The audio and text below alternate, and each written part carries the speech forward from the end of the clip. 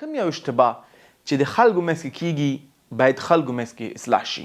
دا یو ډیره مهم پوښتنه ده. که چیرته یو عمل خصوصا اسلامي احکامات او اعمال د خلکو منځ کې شوی وي او خلکو دا فکر ورکوي چې دا سړی دا عمل او دا وینای دا نظریه ورکوي چې اسلام همداسې دی، نو باید د خلکو د درس لپاره هغه سړی او هغه عمل هغه نظریه یا هغه وینای د خلکو منځ کې رد شي تر څو پورې خلک پوه شي چې د حقیقت نه وي. یو مثال درکوم.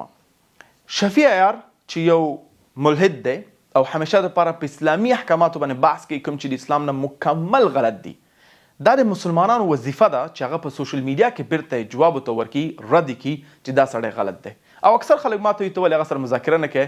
ورونو زه خو همیشه حاضر یم، کله حاضر نه یم، خو متاسفانه هغه ما سره راضي کېږي نه چې مذاکره وکړي.